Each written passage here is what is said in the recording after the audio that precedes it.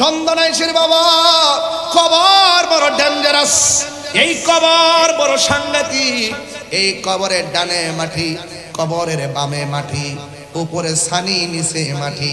যেই কাপড়টা গায়ের মধ্যে লাগাইব এই কাপড়টার রং হলো সাদা, এমন সাদা কাপড় যেই কাপড়টার মধ্যে কোনো সেলাই নাই, যেই কাপড়ের মধ্যে কোনো পকেট নাই, এমন একটা কাপড় আপনার গায়ের মধ্যে লাগাইয়া দিবে। আর এমন একটা ঘরের মধ্যে আপনাকে শোয়াইয়া দিবে। এমপি মন্ত্রীর জন্য যে ঘর হবে, রিক্সাওয়ালার জন্য সেই ঘরটাই হবে। আপনারা আওয়াজ করে বলুন, এই ঘরটাকে বিল্ডিং না মাটি? বন্ধুরে, ফজরের নামাজের আজান দেয়, তুমি যখন মোবাইলটা বন্ধ করে ঘুমায়া যাও, তখন আমার নবী মদিনা থেকে অনেক বেজার হয়ে যায়। এই উম্মত, তোমরা যখন আমার রবের ইবাদত করো, আমি নবীকে যখন ভালোবাসো, আমি নবীর কাছে বড় শান্তি লাগে। এই জন্য আপনাকে আমাকে ওই কবর দেশে যাওয়ার আগে অত্যন্ত আদবের সাথে আল্লাহর বিধান মানা লাগবে। ভাইয়ের আমার নবী, আপনার নবী রাহমাতুল লিল আলামিন বলেন, পৃথিবীর মানুষ, তোমরা যদি দিনে এবং রাতে 20 বার যদি মরণের কথা খেয়াল করো, ওই দিন যদি তোমাদের মৃত্যু হয়ে যায়, তাইলে মনে রেখো এই মরণটাকে আমার আল্লাহ শহীদের খাতায় লিখে দিবে। আমার মরণের কতদিন বাকি আমি জানিলাম না গো, আমার মরণের কতদিন বাকি। জানেন আপনারা?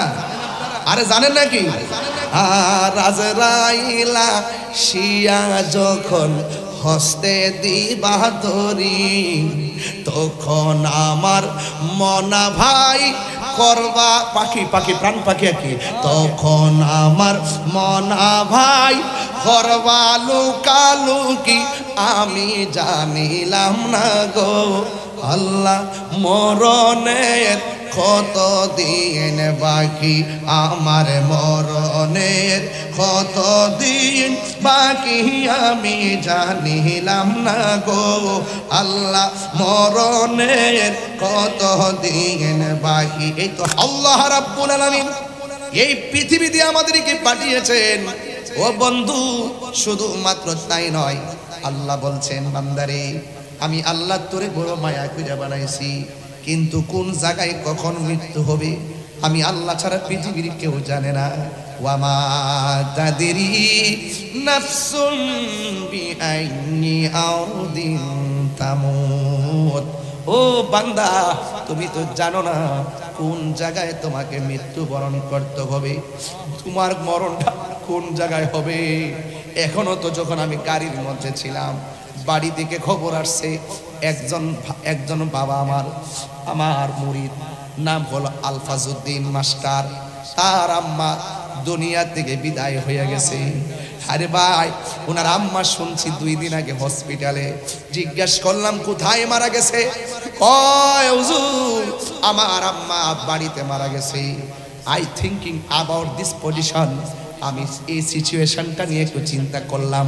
চিন্তাটা হলো এইরকম, 2 দিন হসপিটালে ছিল, সেই জায়গার মধ্যে তার মৃত্যু হলো না, বাড়ির মধ্যে নিয়ে আসার পরে তার মৃত্যু হলো। আল্লাহ পাকের কথা ইউনিভার্সাল ট্রুথ, কোনো সন্দেহ নাই।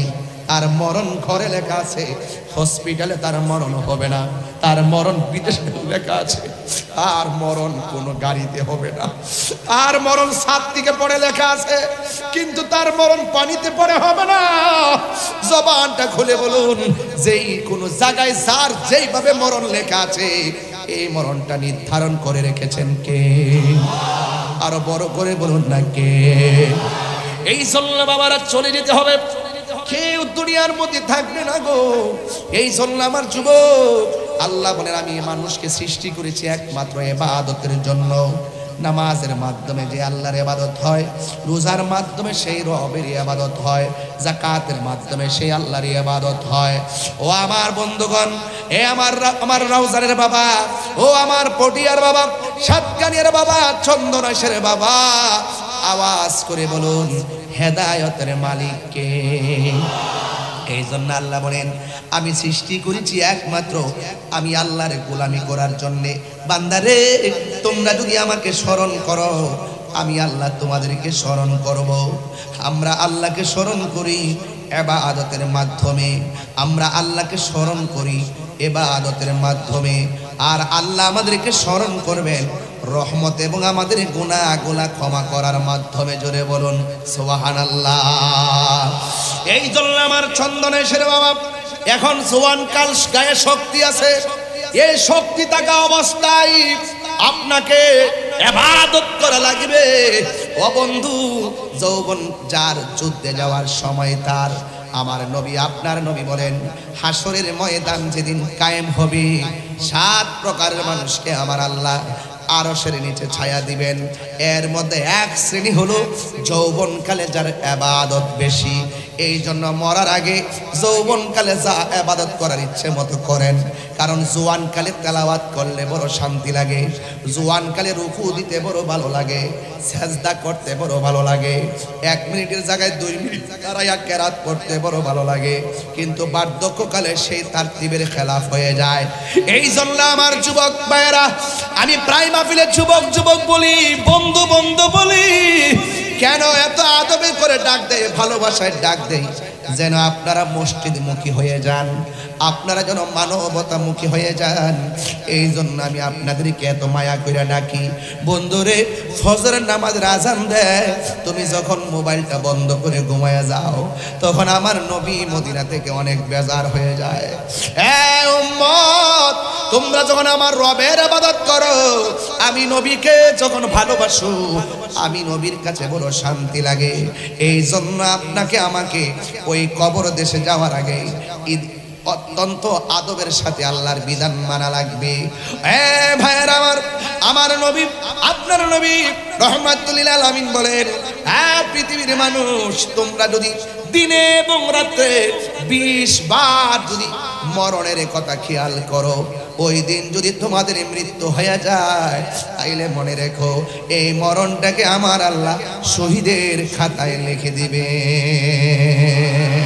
আরো মায়ার সুরে বলে না সুবহানাল্লাহ। এই জন্য আমার বাবারা, চন্দনেশের বাবা, কবর বড় ডেঞ্জারাস, এই কবর বড় সাংঘাতিক।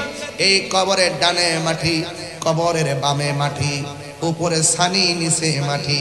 যেই কাপড়টা গায়ের মধ্যে লাগাইব, এই কাপড়টার রং হলো সাদা, এমন সাদা কাপড় যেই কাপড়টার মধ্যে কোনো সেলাই নাই, যেই কাপড়ের মধ্যে কোনো পকেট নাই, এমন একটা কাপড় আপনার গায়ের মধ্যে লাগাইয়া দিবে।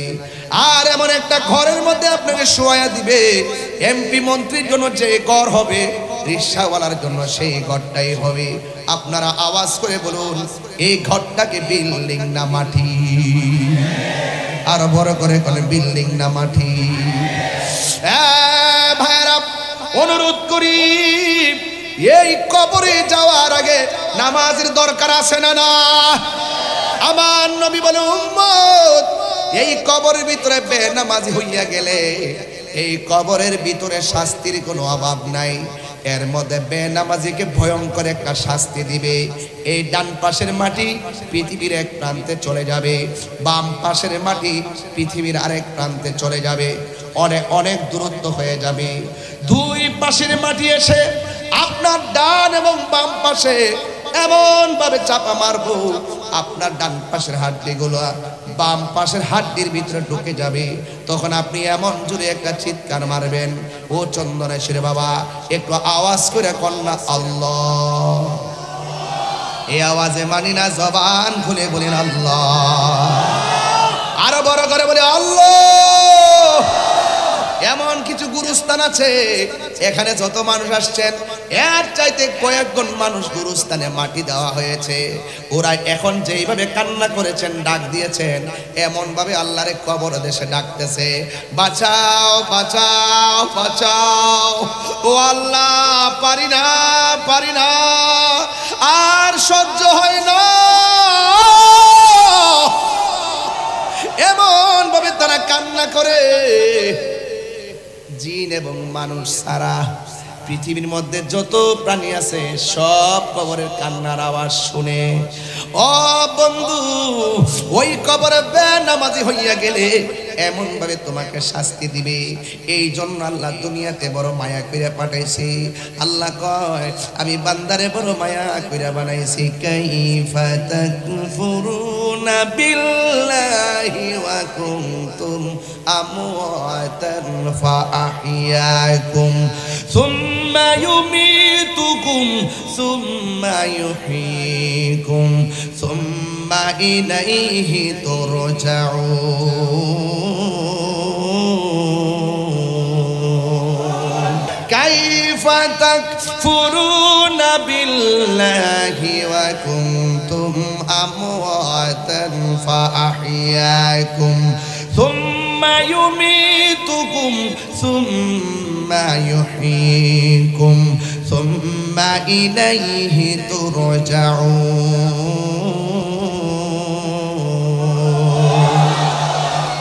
আল্লাহ বলে বান্দারে কেমন করে তুমি আমি আল্লাহকে তোমরা অস্বীকার করছো? তোমরা ছিলে নিষ্প্রাণ, কেমন ভাবে তোমরা আমি আল্লাহকে অস্বীকার করবে? তোমরা ছিলে নিষ্প্রাণ, আমি আল্লাহ তোমাদেরকে প্রাণ দিয়েছি। তোমরা ছিলে নির্জীব, আমি আল্লাহ তোমাদেরকে সজীব করেছি। তোমরা ছিলে নিষ্প্রাণ, আমি প্রাণ দিয়েছি। প্রাণ দেওয়ার পরে তুমি অনেক কিছুর মালিক হয়ে গেছো। আল্লাহু আকবার কর না কেন? এরপরে আমি আল্লাহ আর একটা থাবা দিয়া দুনিয়ার সব প্রাপ্তির ফলাফল শূন্য বানিয়ে দিব। এই থাবার নাম হলো মৃত্যু। মৃত্যু যখন আসবে তখন তোমার সব দরজা বন্ধ হয়ে যাবে। হ্যাঁ আমার বাবারা, ওই কবরে যাইবেন। আমার নবী আপনার নবী রাহমাতুল লিল আলামিন বলেছেন এই কবর বড় সাংঘাতিক জায়গা। এই জন্য আমার আল্লাহ বলেন এই কবরে যাওয়ার আগে আমি আল্লাহ তোমাদেরকে যে বানাইলাম, দেখেন আমাদের চন্দনাইশের জমিনে যে কবর দেওয়া হয়, কবর দেওয়ার সময় মাটি দেওয়া হয়, মাটি দেওয়ার সময় একটা আয়াত পড়া হয়। এই আয়াতটা অনেকে পড়তে চান না, ইচ্ছে মতো ডিল ডাল দিয়ে ফালাইয়া যান, তাড়াতাড়ি মাটি দিয়ে চলে যান। আপনি এত ব্যস্ত হয়ে গেলেন।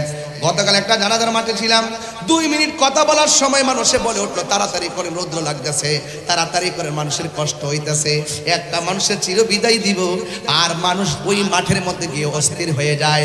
মসজিদের মধ্যে গেলে কয় তাড়াতাড়ি নামাজটা পড়ান, অস্থির হয়ে যায়। কিন্তু বাজারের মধ্যে বৈশা, দোকানের মধ্যে বৈশা ঘন্টার পর ঘন্টা আড্ডা মারে, ঘড়ির কাঁটার দিকে তাকায় না। এমন কিছু মানুষ সমাজে আছে না নাই? এই আওয়াজে মানি না, জবান খুলে কোন আছে না নাই? এই জন্য দুনিয়ার মধ্যে সবচাইতে নিকৃষ্ট জায়গা হলো বাজার। কথা বলেন ঠিক কিনা? সবচাইতে উৎকৃষ্ট জায়গা হলো আল্লাহর ঘর, মসজিদ। মহিলাদের জন্য উত্তম জায়গা হলো তাদের ঘর, পুরুষের জন্য উত্তম জায়গা হলো আল্লাহর ঘর, মসজিদ। এই জন্য আমার বন্ধুগণ, আমার নবী আপনার নবী রাহমাতুল লিল আলামিন আমাদেরকে অনেকভাবে সতর্ক করেছেন। এখন মাটি দেওয়ার সময় দোয়াটা যে পড়ি, এই আয়াতটা দিয়েই তো 2 ঘন্টা ওয়াজ করা যায়।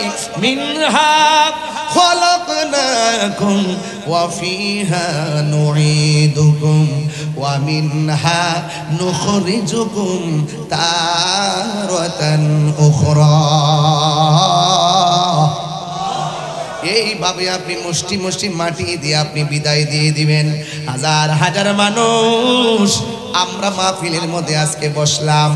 আমার পাশে আমার বাজান আছেন, অনেক প্রখ্যাত আলেমে দ্বীন, উস্তাদুল উলামা, শামসুল ফুকাহা, বাদরুল ফুকাহা। এমন একজন হাসতি আলেম নিয়ে হাত বাড়াইছি, এমন একজন আলেম পাশে রেখে আমি কথা বলছি।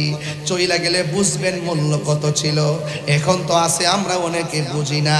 এইরকম আলেমগুলা এখনো জিন্দা আছে দেখা বাতিলরা আমাদের ঘরে হানা দিতে পারে না। কথা বলেন ঠিক কিনা? এই আওয়াজ করে কোন ঠিক কিনা বলেন।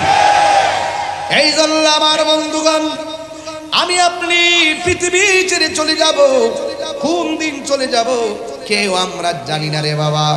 আমার নবী আপনার নবী রাহমাতুল লিল আলামিন আমাদেরকে অনেকভাবে সতর্ক করেছেন।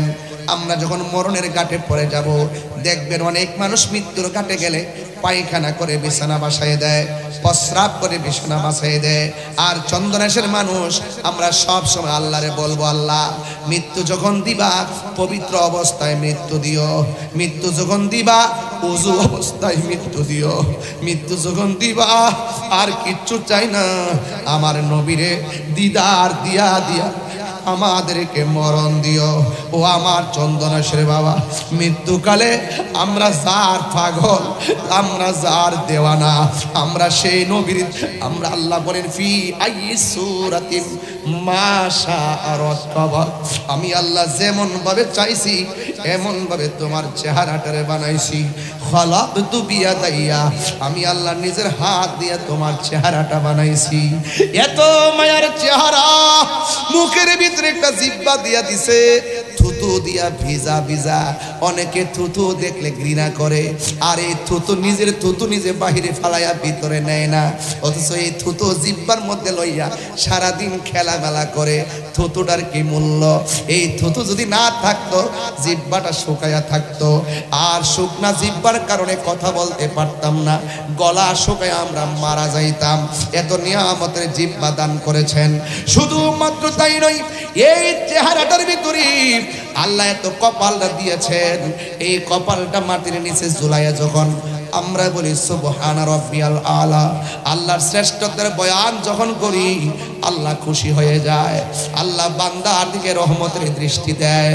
এই জন্য আমার ভাইয়েরা, আমি আবারও বলছি, কবরে যাওয়ার আগে নামাজ পড়া লাগবে, কবরে যাওয়ার আগে রোজা রাখা লাগবে, কবরে যাওয়ার আগে হজ করা লাগবে, কবরে যাওয়ার আগে যাকাত দেওয়া লাগবে, কবরে যাওয়ার আগে ভালো কাজ করা। কথা কোন ঠিক কিনা? মাত্র দুইটা কন্ডিশন।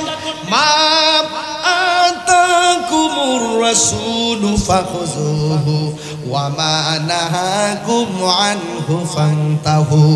আল্লাহ বলেন, বন্ধু, ও পৃথিবীর মানুষ, আমার বন্ধু আমি আল্লাহর পক্ষ থেকে যা কিছু কল্যাণ করে নিয়ে এসেছেন তা তোমরা গ্রহণ করো, আর যা থেকে নিষেধ করেছেন তা থেকে তোমরা দূরে থাকো। যদি দূরে থাকো তাইলে আল্লাহ কবরে যাওয়ার পরে আমার আল্লাহ আমাদেরকে নিয়ামত দিয়ে দিবে। আর যদি আমরা দূরে না থাকি, আমরা যদি পাপ কাজে বিভোর হয়ে যায়, কবরের জায়গায় এমন জায়গা, সারাদিন কানলেও কেউ সাহায্য করতে যাবে না। আরে ভাই, পাশে আজকে দেখলাম চট্টগ্রামে পিজের না কোন জায়গা আগুন লাগছে, কোন জায়গা দেখলাম আগুন লাগছে। ফায়ার সার্ভিস আগুন নিভাইবার জন্য অনেক চেষ্টা করতেছে, কিন্তু 20 তলা বিল্ডিং একের পরে এক, সব তালাগুলো নিয়ন্ত্রণের বাহিরে চলে গেছে, আগুন নিভাইতে পারে না। আপনি যদি আখিরাতের আগুন যদি দুনিয়ার আগুন দিয়া যদি যাচাই বাছাই করেন, এটা হবে না রে বাবা। ও আমার বাবা, শুধুমাত্র তাই নয়, আমি প্রাণ খুলে বলে দিয়ে যাব, আমার নবী, আপনার নবী রহমাতুল লিল আলামিন আমাদেরকে সতর্ক করে গিয়েছেন। আরে বাবা, দুনিয়ার আগুন নিভাইবার জন্য ফায়ার সার্ভিস যাই, কিন্তু আপনার চন্দনেশ্বর বাড়ির পাশে কবর আছে না নাই? আরো বড় করে কবর আছে না নাই? আগুন নিয়ে চলতেছে নাকি বিছানায় ঘুমাইতেছে আমরা কি জানি? আরো জোরে কোন জানি? আমার মরণের কতদিন বাকি আমি জানিলাম না গো, আমার মরণের কতদিন বাকি। জানেন আপনারা? আরে জানেন নাকি?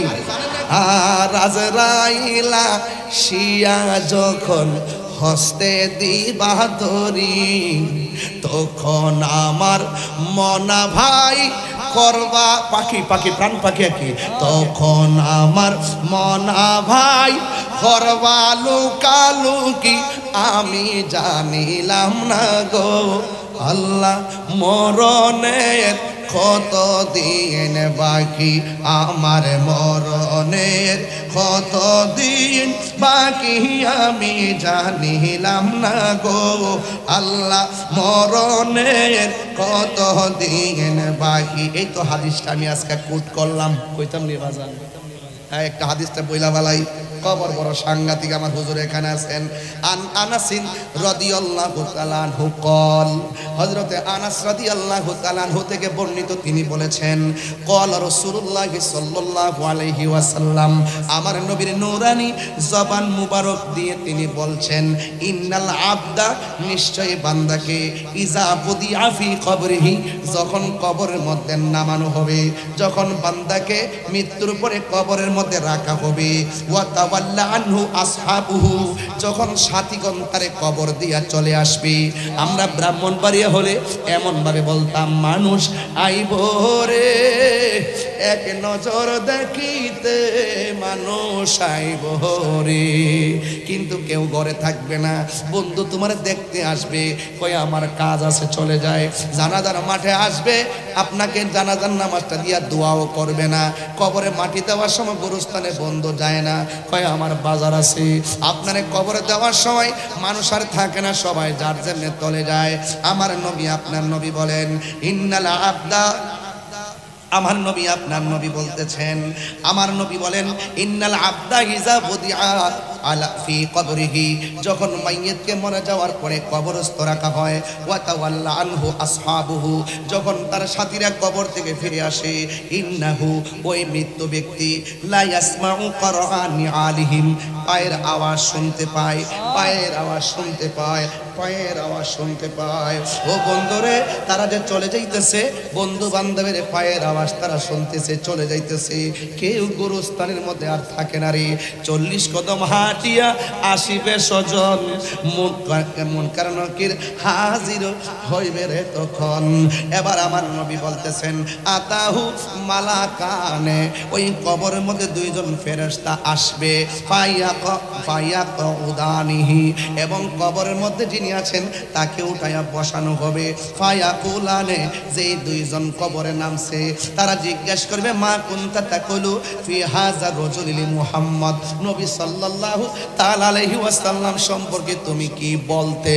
মা হাজার রাজুল, এই ব্যক্তিকে বাজান এই কথা কইতো না রে, জিগাইব নবী সম্পর্কে তুমি কি বলতে। এখন বলতে যাইয়া সুন্নিরা একটু তাবিল করে, সুন্নিরা বোঝাইতে চায় যে কবরে যে বলবে নবী সম্পর্কে কি বলতে। ওয়ামা কুনতা তাকুলু, ওয়ামা কুনতা তাকুলু, এই কথা কইতা না, এই কথা বলবে না, তুমি উনারে চিনোনি। এবার বলবে তুমি তিনি সম্পর্কে কি বলতে। নবীর নূর বলতেনি, নবী গায়েব জানে বলতেনি, নবী হাজার নাজারে বলতেনি, নবী শাফাত করব বলতেনি, নবী রওজা মুবারকে জিন্দা বলতেনি, যা যা মন চা তা কইতে। এবার দেখেন কি হয়, আমি পরের কথা আগে বোঝাইয়া গেলাম, পরে হাদিসটা শেষে গেলে ইনশাআল্লাহ অবশ্যই বুঝা ফেলাবেন কি বলতে চাইতেছি। বলা হচ্ছে মা কুনতা তাকুলু ফি হাযা রাজুলি মুহাম্মদ সাল্লাল্লাহু তাআলা আলাইহি ওয়াসাল্লাম, নবী সম্পর্কে তুমি কি বলতে। এই যে নবী সম্পর্কে তুমি কি বলতে, যারা হাজার রজুল বুঝে না, তিলকার রজুল বুঝে না, তারা হাজার নাজের বুঝে না। What is the difference between haza and al-farqu bainal haza wa zalika? হাজা এবং জালিকার মধ্যে পার্থক্য কি, এটা এরা জানে না। কথা বলেন ঠিক কি না রে বাবা? এই জন্য সেদিকে যাব না, আকীদার ওয়াজ করব আরেকদিন। আকীদার ওয়াজ এখন করব না, শুধু বুঝাইয়া দিয়া যায়। যখন তার প্রশ্ন করবে এই লোক সম্পর্কে তুমি কি বলতে, যদি আম্মাল মুমিন, যদি লোকটা মুমিন হয়, ফায়াকুলু, সে বলবে আশহাদু আন্নাহু আব্দুল্লাহি ওয়া রাসূলুহু, আমি সাক্ষ্য দিচ্ছি তিনি আল্লাহর বন্ধু এবং তার রাসূল। তিনি আল্লাহর বন্ধু, বিয়াদবরা কইব আল্লাহর বান্দা, আমরা কই বন্ধু। এখানে পার্থক্য, বিয়াদবরা কয় ফাও মুবারক, আমরা বলি কদম মুবারক। বিয়াদবরা বলে কফল মুবারক, আমরা বলি সের মুবারক। বিয়াদবরা বলে ঘাম মুবারক, আমরা বলি পসিনা মুবারক। বিয়াদবরা বলে সাংবাদিক, আমরা বলি বার্তা বাহক। কথা বলেন ঠিক কিনা?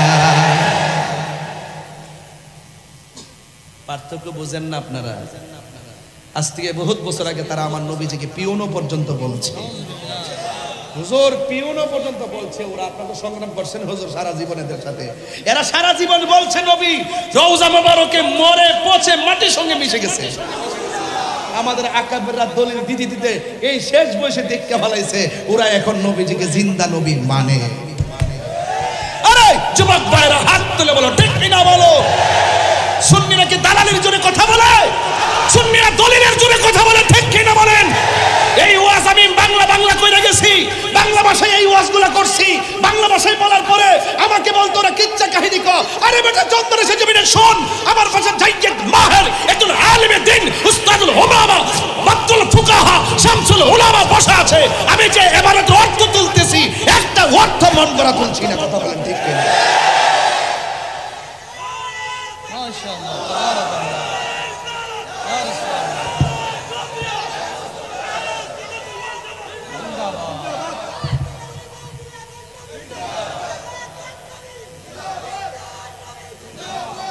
আওয়াজ করবেন আল্লাহু আকবার।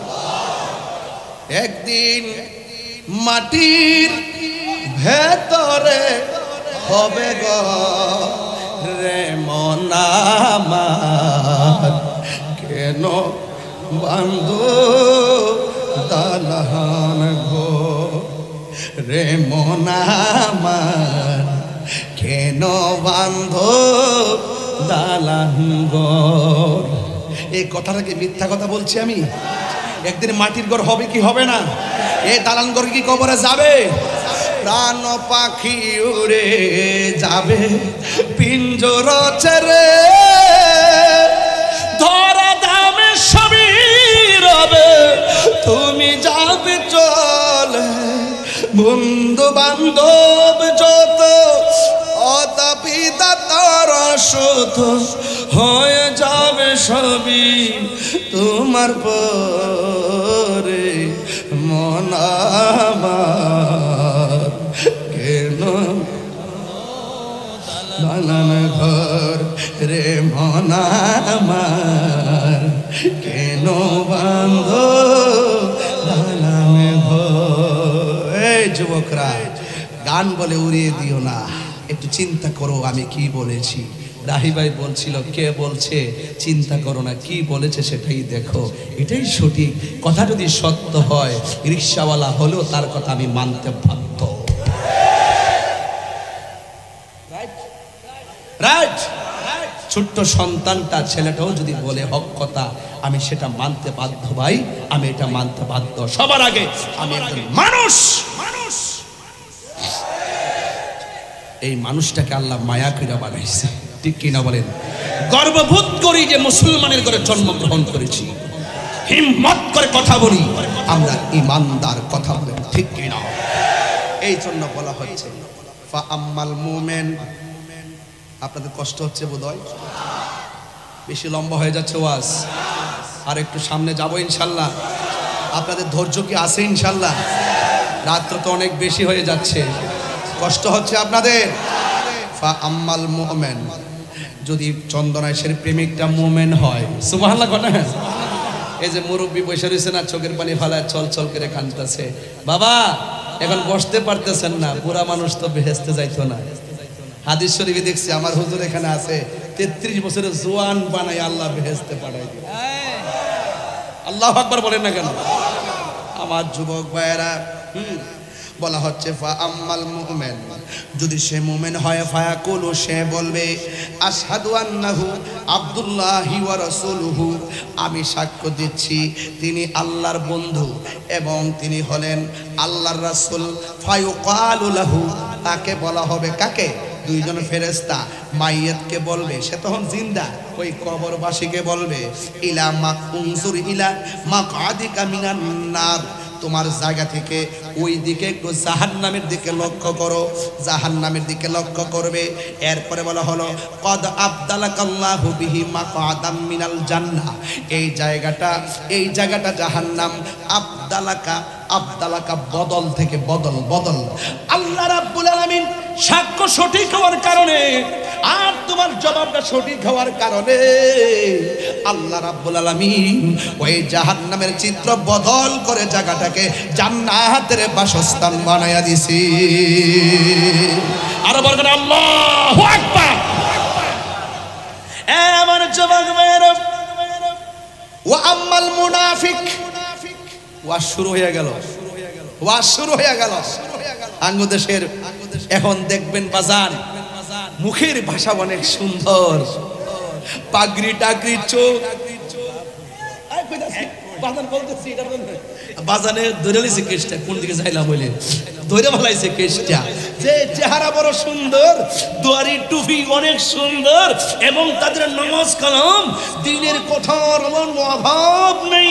এরপরে তারা ছলে বলে কৌশলে মুসলমানদের জলাঞ্জলি দিয়ে ওই পূজা মণ্ডপে গিয়ে মূর্তি পিছনে রেখে তারা মানুষের একটু ভাইট নেওয়ার জন্যে, ভুট্টা পাওয়ার জন্যে নিজের মুসলমানদের জলাঞ্জলি দিয়ে তারা ওখানে দাঁড়িয়ে বলে রোজা পূজা এক কথা। আরে নাউজুবিল্লাহ, জোরে কর না কেন? সাবধান মুসলমান, সাবধান। কয় মুদ্রার এপিট ওপিট বলে। আরে মুসলমান যেই মুদ্রায় আছে সেই মুদ্রায় তো কেউ থাকবে না, কথা বলেন ঠিক কিনা? মুসলমানের আবার এপিট আর ওপিট কি? মুসলমান একটা ঘর, মুসলমান একটা প্ল্যাটফর্ম, মুসলমান একটা অস্তিত্বের জায়গা, সেই জায়গাকে জলাঞ্জলি দেওয়া যাবে না। আমাদের সুন্নিদের কনসেপ্ট কি? হিন্দুরা এই দেশে শান্তিতে বসবাস করবে, তাদের নিরাপত্তা আমরা ইনশাল্লাহ দিব। এরা এদের পূজা করবে, আমরা আমাদের মাহফিল করব, নামাজ পড়ব। কথা বলেন ঠিক কিনা বলেন? হ্যাঁ, এই জন্য রমজান মাসে কি তাদের পূজা পড়তে পারে না? কথা পারে কি না? তাদের পূজা তারা করবে, কিন্তু আমরা আমাদের রোজা রাখবো। কিন্তু আমি এই কথা বলতে পারবো না যে এপিট আর উপিট, রোজা আর পূজা এপিট আর উপিট। এই মন গড়া ব্যাখ্যা দিয়া ইসলাম চলে না, কথা বলেন ঠিক কিনা? যুবক ভাইয়ের আমার, আমি আরো আপনাকে সেট করে দিচ্ছি, কথা বলতে সংযত হয়ে কথা বলবেন। আপনারা এতদিন কি বললেন আর এখন কি করছেন? জাতি এখন আস্তে আস্তে বুঝতেছে, আর তাহিরি তো আগের থেকে বোঝা শুরু করছে। আমি তো জানি ওরা কি করতেছে, ওদের মধ্যেই তো ABCD। কিন্তু মনে রাখবেন, সুন্নিরা জানে আপনাদের অবস্থান কতটুকু। হয়তো আপনারা গুপ্ত রাজনীতি করেন, গুপ্ত রাজনীতি করে এক এক সময় এক এক লঙ্গির তলে ঢুকেন, ঢুকে ঢুকে চা বিস্কিট খান। এটা কেউ না জানলেও আমরা জানি। আপনারাই খালাম্মা ডাকেন, আপনারাই শাশুড়ি ডাকেন, আপনারাই জননী ডাকেন, আপনারাই কাকি আম্মা ডাকেন, আবার আপনারাই তাদের মাথার উপরে আবার আসর হইয়া বসেন, আবার বান্ডেল দিলে আবার কোলাকুলি করেন। এই দ্বিচারিতা আমরা পারবো না। এই জন্য বলছি আম্মাল মুনাফিক, তার মানে বোঝা গেল কবরের ভিতরে যে মুনাফিকরা ধরা খাবে। আমার রাসূল এখানে শুধু কাফের বলে নাই, বলছে মুনাফিক। ওয়া আম্মাল মুনাফিক ওয়াল কাফের।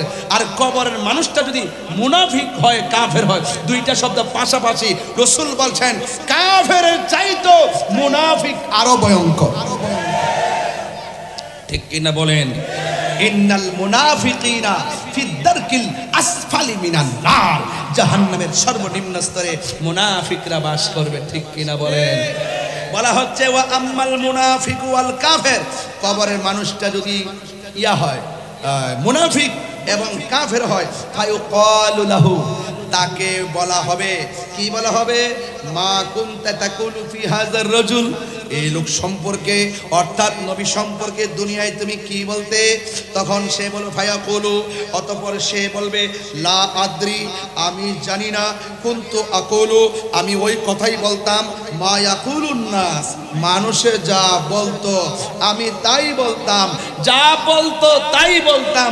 দেখবেন আমার দেশের মধ্যে অনেক বড় বড় দলের বড় বড় নেতা আছে, কয় ওকুল জাল হক ওয়া জাকাল বাতিল, কি জানে কইলো বুঝলাম না কিছু।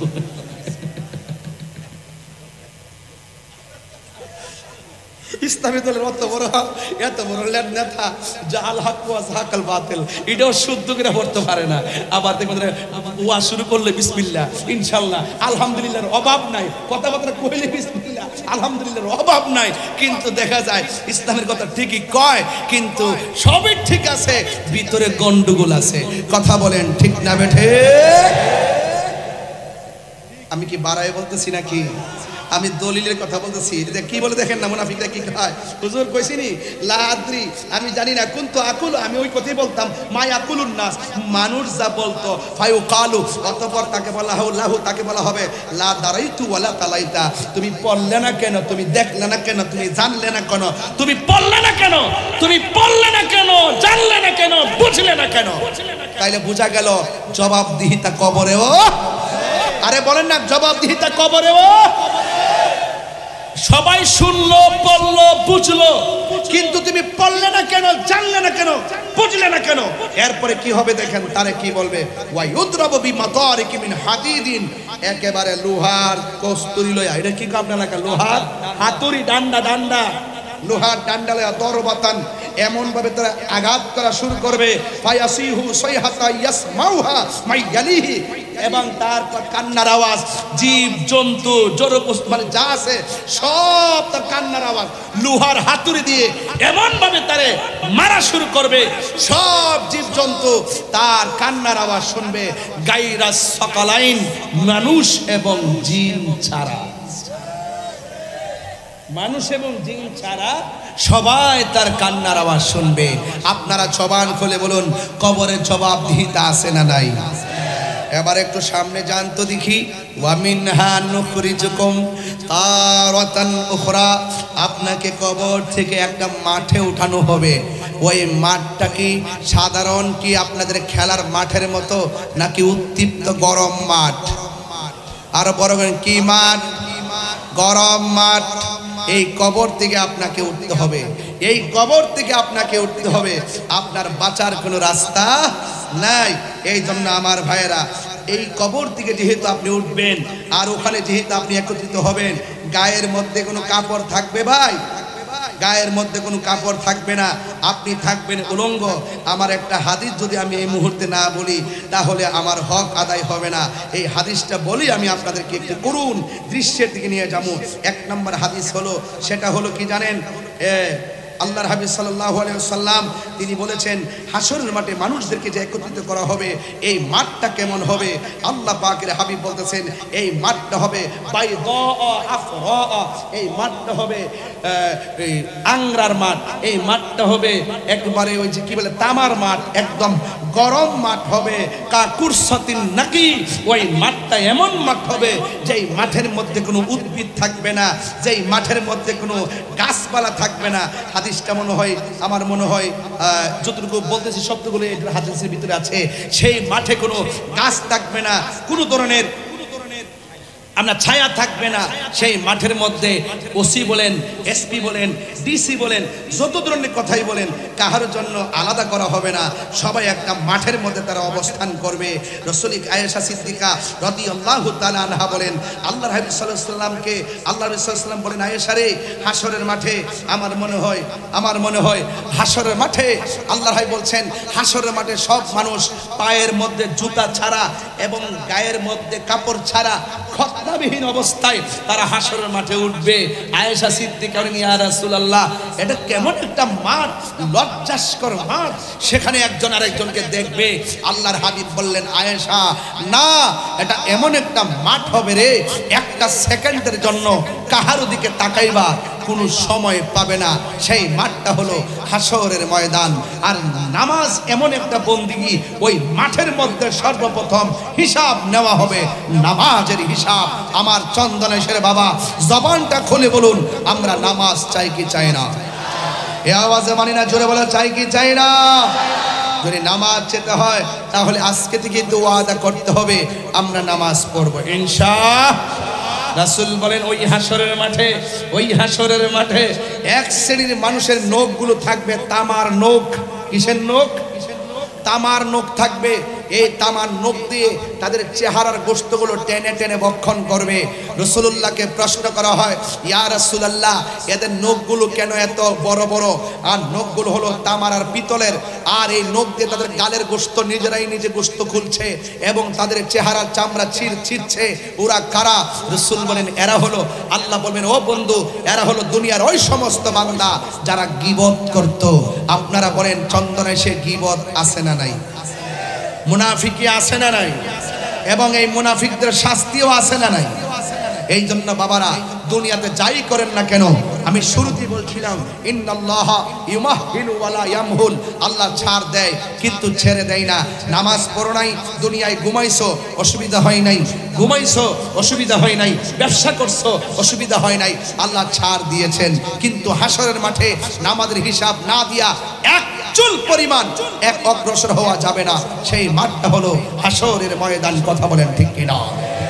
আজকে এখানে যারা আসছেন, হাসরের মাঠে আরেকটা ভয়াবহ চিত্র হলো, কিছু কিছু নারীদেরকে, যেহেতু মা বোনরা পর্দার আড়ালে আছেন, কিছু কিছু মা বোনদেরকে আল্লাহ রাব্বুল আলামিন হাসরের মাঠে মাথার চুলগুলো উপরে ঝুলিয়ে পাগুলো নিচে ঝুলাই রাখা হবে।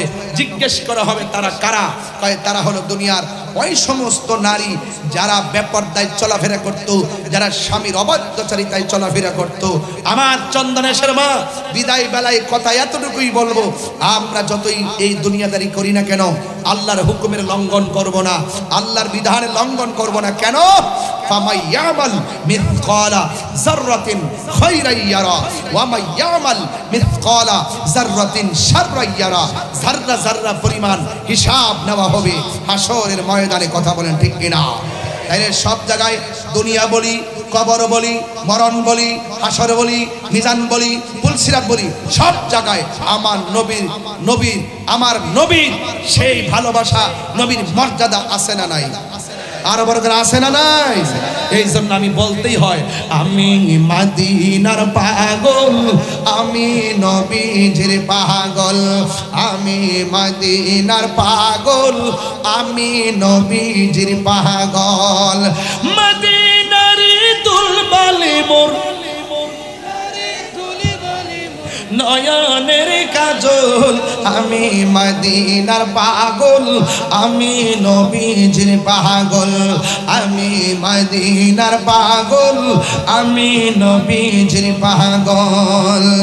আমার জিকির নবী নবী, তুই চোখে মদিনার ছবি। সুবহানাল্লাহ কয়টা রে?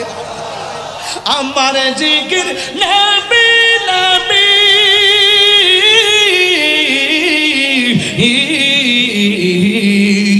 আমার জিকির নবী নবী, দুই চোখে মদিনার ছবি।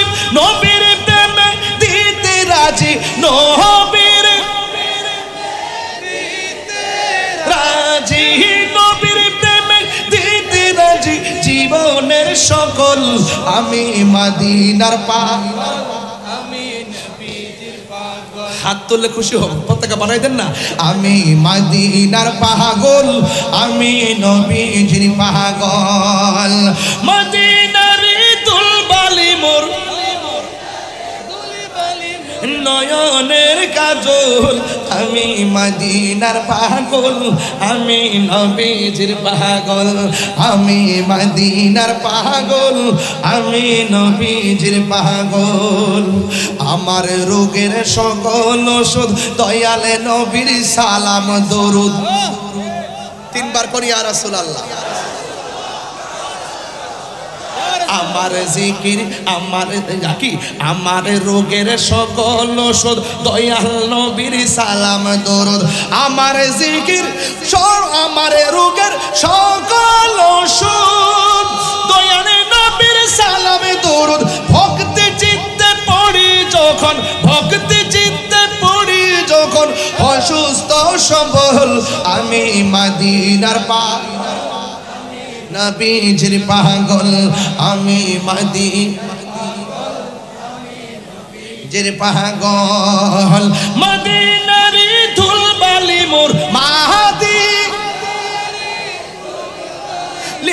মোর, মদিনার দুলবালি মোর নয়নের কাজল, আমি মদিনার পাগল, আমি নবীজির পাগল, আমি মদিনার পাগল, আমি নবীজির পাগল। আল্লাহু আকবার বলেন। পাইলে নিরালাহি গো নবী। বাবা জান, কষ্ট হবে আপনাদের, চিটাগং আসলে তো। হায় হায় হায় হায়, মাশাআল্লাহ। দুইটা গান, তিনটা অনুরোধ আসছে বাজি। একটা হলো দয়াল নবীর আগমন, আর একটা হলো আজান দিবেন, আর একটা হলো সন্ধ্যা হলে ডাক দিলেন। আরে বাবা, তোমরা যা চালাক, এখন চাইছে যে আমার দিয়ে সব করার তখন মারহাবা জোরে বলেন না কেন? পাইলে নিরালাহি গো নবী। আমার যুবকদের কণ্ঠ কি আজ নবীর জন্য কুরবানি দিতে রাজি আছে? যুবকদের অন্তর কি মদিনাওয়ালার দিকে ধাবিত করার প্রয়োজন আছে? বলেন না, বলেন না। পাইলে নিরালাহি গো নবী, পাইলে নিরালাহি গো নবী, তুই কদমে চুমু খাবো, তুই চরণে ধুলি মাখিব গাই পাইলে নিরা পাইলে নিরালাই পাইলে নিরা আমার নবী নূরের নবী আমার নবী জিন্দা নবী ঠিক না আমার নবী নূরের নবী আমার নবী জিন্দা নবী বলো আমার নবী আমার নবী জিন্দা নবী দয়া করে থাইকো নবী মরণের বেলাই বলো না দয়া মরণের বেলাই পাইলে নিরালাই গো নবী পাইলে নিরালাই পাইলে নিরালাই তুই কদমে চুমু খাবো তুই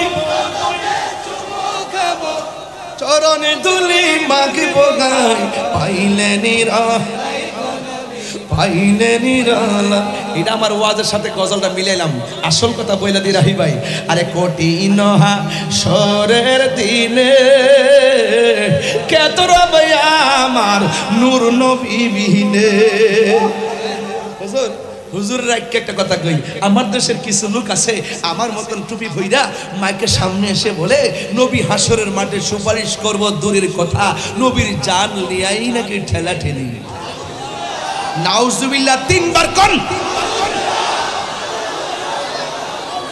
আবার কি কই জানেন আবার বলে কি ওরা যে নবী হাসরের মাঠে সুপারিশ করবে না বরং নবী নাকি বলবে আমার নেকের পাল্লা ভারী হয় নাকি বদের পাল্লা ভারী হয় নবী নাকি নিজের জন্য চিন্তিত থাকবেন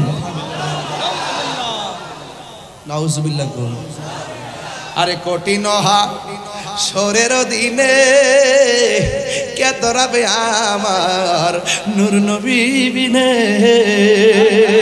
ঠিক না কঠিন হাসরের দিনে কে ধরাবে নবী বিনে ওরে দয়া করে থাইকো নবী হাসরের বেলাই বলো না দয়া করে হাসরের বেলাই পাইলে নিরালাই পাইলে নিরালাই পাইলে নিরালাই পাইলে নিরালাই তুই কদমে চুমু খাবো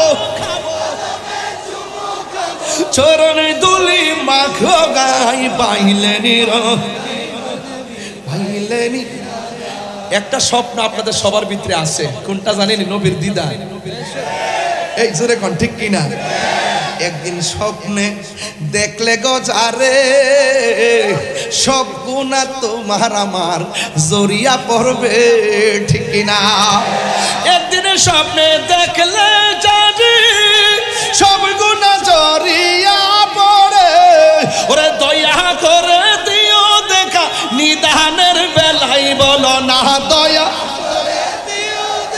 নিদানের বেলাই পাইলে নিরা হায় রে পাইলে নিরা পাইলে নিরালা তুই কদমে চুমু খাবো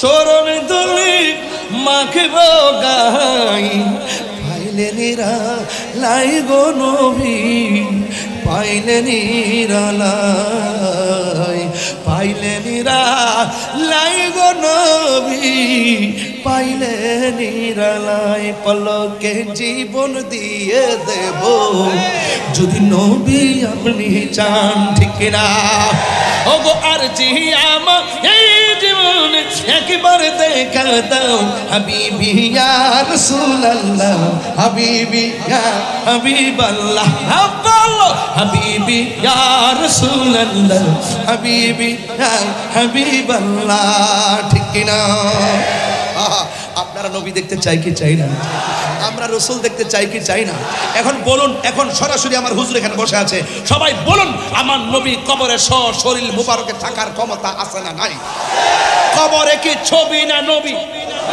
আরো বড় করে কবরে কি ছবি না নবী যারা মানুষকে বলে কবরে নাকি ছবি দেখাবে, এরা মিথ্যা বলেছে, ভ্রান্ত বলেছে, বানোয়াট কথা বলেছে।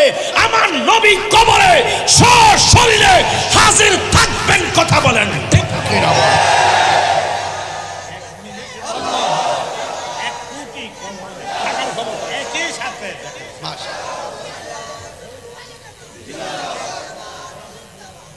রাইট, এটা আকীদা। এটা কি?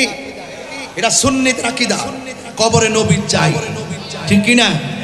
আমি যখন স্টুডেন্ট লাইফ ছিলাম, আমি মাটিতে বসে বসে ওয়াজ শুনতাম। অনেক আলেম ওলামাদের, আল্লামা আবুল কাসেম নুরি হুজুরের ওয়াজ মাটিতে বসে শুনেছি। এরপরে আবু সুফিয়ান হুজুরের ওয়াজ মাটিতে বসে বসে শুনেছি। আমাদের এলাকায় যখন যেতেন, মাটিতে বসে আবু সুফিয়ান হুজুরে গজল গাইতো।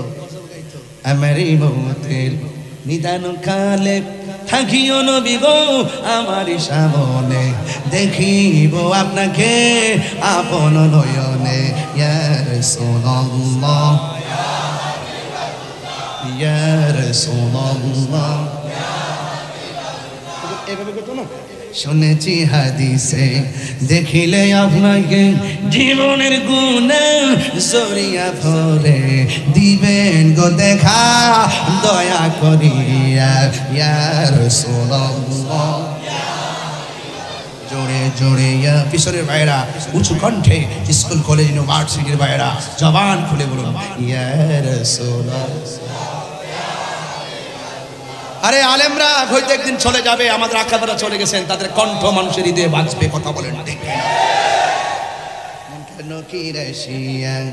মুনকার নকির আসিয়া সওয়াল করবে বসে, দিও নবী গো পর্দা উঠাইয়া, করিব সালাম কদম ধরিয়া।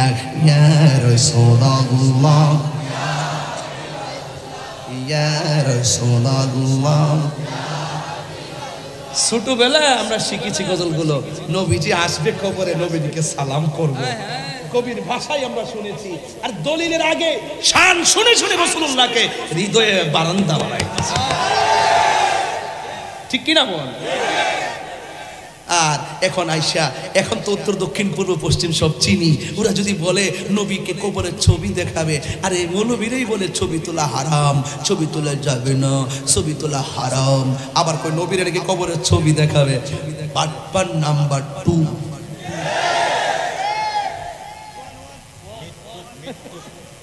মিথ্যুক, কাযযাব, ঠিক কি না বলেন? মুনাফিক। আরো জোরে আবু সুফিয়ান হুজুর বলিলেন মুনাফিক, মুনাফিক, এমনি মুনাফিক মানে একবারে কপালটা দিলেন। বলুন কবরে কি ছবি না নবী? আমি অনেক কথা বলে ফেলছি আজকে, এত চিল্লায় যে ওয়াজ করবো আমি নিজেও ভাবি নাই। আমি স্টেজ ওঠার পর দেখতেছি যে ওই কেমন লাগে, গলা কেমন লাগে, পরে আদা লবণ আলা ইসলাম ঠিকই, কিন্তু আদা লবণ দেখতে দেখতে ওই যে গলার কথা বলে গেছি, রাহিবার দিকে চাইতে চাইতে গজলে কয়েকটা গায়ে লাগছি। আমার যে কইছে গজল গাইছি, এই লোকটা আবার আশেকের আসলো, গাড়িতে বসে গজল গাইলে চোখের পানি ফালায় কান্দে। এই যে রাহি ভাই, আমি যখন গজল গাইতে কান্দে, আরে কি এমন ভেবে, ওই কোন গজলটা গাইছিলাম না মনে আসেনি? গাড়ির যে গেছিলাম ওই দিন, না না মসজিদের মধ্যে গাইছি, আরেকটা গজল গাইছিলাম গাড়িতে ওই দিন, ওই যে আমরা পতেঙ্গার দিকে যাওয়ার সময় একটা গজল গাই। যাই হোক, সে কোন বন্ধু হলো বেশি বিশ্বস্ত, কার কাছে সব কথা বলা যায়, কার কাছে সব ব্যথা বলা যায়, পাওয়া যায় বেশি বিশ্বস্ত, তার নাম আহমদ বড় বিশ্বস্ত। এমপি মন্ত্রী ওসিডিসি বক্তা তক্তা কেউ কবরে আপন হবে না, যিনি কবরে আপন হবে তিনি মদিনাওয়ালা। ঠিক কি না বলো? আশা বলিব কিন্তু তোমায় বলতে পারি না। এটা আল্লামা নুরি হুজুরের গান। আরে মোবাইলটা ওই যে আগে আমি 1100 টাকার মোবাইল চালাইতাম, রিংটোন দিতাম আর কি, এটা শুনতাম কল দিলে, আর কইতাম বেশি বেশি বেশি বেশি কল দে যাতে এটা শুনতাম পারি মোবাইলে। আমি ধরতাম না, ফোন ধরতাম না, আমার কল দে শুধু হুজুরের গজলটা শুনি, কলজাটা সিরা জাগারে বেড়া। সব বলিব কিন্তু তোমায় ভুলতে পারি না, সোনার মদিনা আমার। সব ভুলিব কিন্তু তোমায় ভুলতে পারি না, বলুন কিন্তু তোমায় ভুলতে পারি না। ভুলিনি ভুলিনি সব ভুলিব, বলুন সব ভুলিব। আরশে মুআল্লার চেয়ে দামি তুমি হও, খোদার সৃষ্টিতে তুমি শ্রেষ্ঠ ভূমি হও। আরশে মুআল্লার চেয়ে দামি তুমি হও, খোদার সৃষ্টিতে তুমি শ্রেষ্ঠ ভূমি হও। আরে তোমার বুকে শুয়ে আছেন শাহে মদিনা, তোমার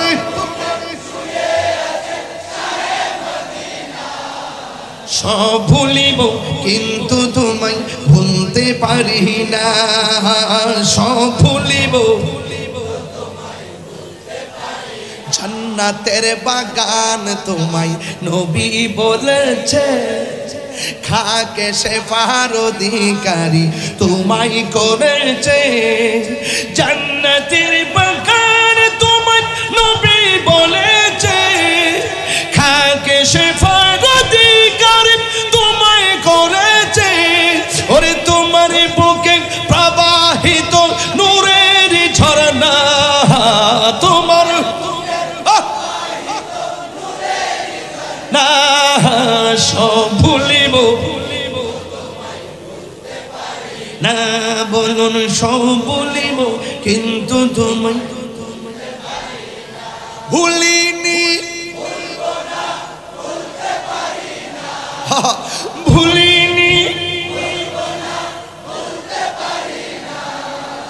সব ভুলিব কিন্তু তোমায় ভুলতে পারি না, বলুন সব ভুলিব কিন্তু তোমায় ভুলতে পারি না, ঠিক না?